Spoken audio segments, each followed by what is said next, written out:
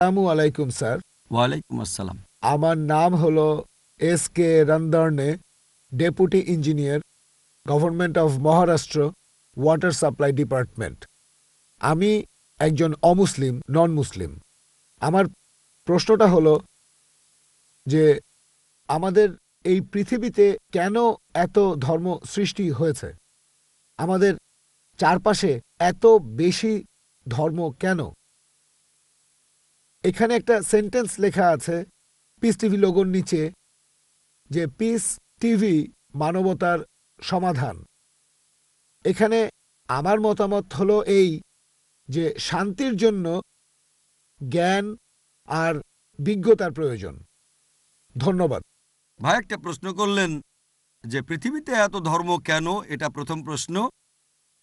আর তারপর একটা মন্তব্য করলেন যে শান্তি মানবতার সমাধান, এটা পিস টিভির স্লোগান। শান্তির জন্য প্রয়োজন জ্ঞান আর বিজ্ঞতা।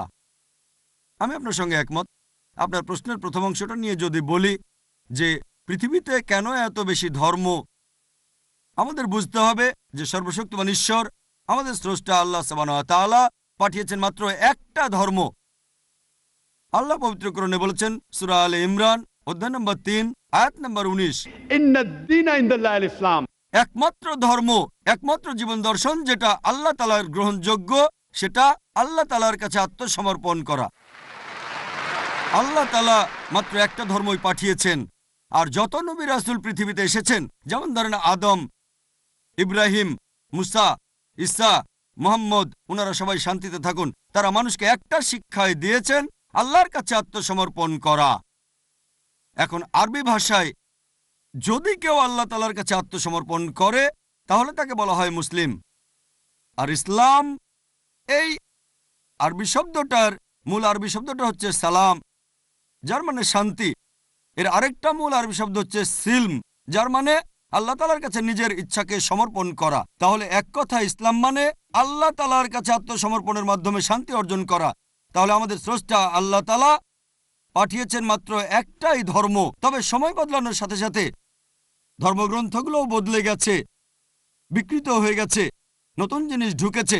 আর এই ধর্মগ্রন্থ বদলানোর ব্যাপারে আল্লাহ পবিত্র কোরআনে বলেছেন, সূরা বাকারা অধ্যায় নম্বর 2 আয়াত নম্বর 79, ফাওয়াইলুল লিল্লাযীনা ইয়াকতুবুনাল কিতাবা বিআইদিহিম সুম্মা ইয়াকুলুনা হাযা মিন ইনদিল্লাহ লিয়াশতারু বিহি সামানান কালিলা ফাওয়াইলুল লাহুম মিম্মা কাতাবাত আইদিহিম ওয়াইলুল লাহুম মিম্মা ইয়াকসিবুন।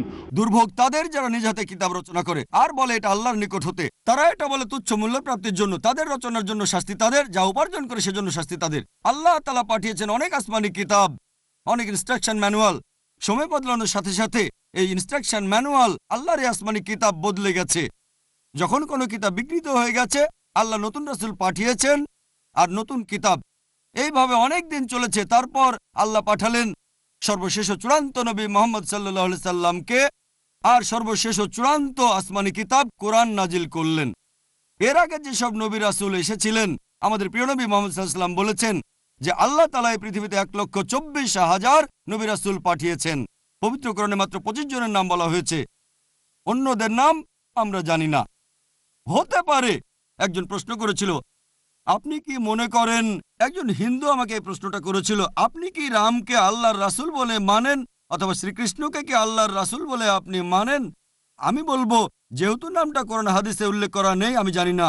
আমি জানি না, হতে পারে রাসূল অথবা নাও হতে পারে, নিশ্চিত করে বলতে পারছি না। তবে এ কথাটা মানতে হবে, যেসব নবী রাসূল এসেছেন নবী মুহাম্মদ সাল্লাল্লাহু আলাইহি সাল্লামের আগে, তারা ছিলেন সেই সময় আর সেখানকার মানুষের জন্য। তাহলে রাম যদি আল্লাহ রাসূল হয়েও থাকেন, যদি কৃষ্ণ আল্লাহ রাসূল হয়েও থাকেন, তারা এসেছিলেন সেখানকার মানুষ আর সেই সময়ের জন্য। বর্তমানে পৃথিবীর সব মানুষ, তারা থাকতে পারে ভারতে অথবা আমেরিকায় বা সৌদি আরবে বা কানাডায় বা ইংল্যান্ডে, পৃথিবীর যে কোনো জায়গায় তারা মানবে সর্বশেষ ও চূড়ান্ত নবী মুহাম্মদ সাল্লাল্লাহু আলাইহি সাল্লামকে এবং সর্বশেষ ও চূড়ান্ত আসমানি কিতাব পবিত্র কোরআন।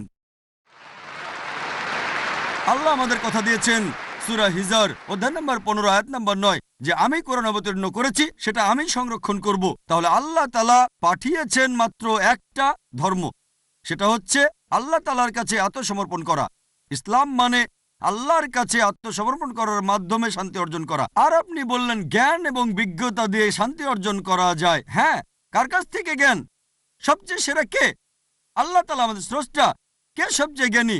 আল হাকিম, তিনি আল্লাহ সুবহানাহু ওয়া তাআলা মহান স্রষ্টা। তাহলে শান্তি অর্জনের সেরা উপায় হচ্ছে সেই জ্ঞান এবং নির্দেশনা মেনে চলা যেটা আমাদের স্রষ্টা আল্লাহ সুবহানাহু ওয়া তাআলা পাঠিয়েছেন। আশা করি উত্তরটা পেয়েছেন। ধন্যবাদ।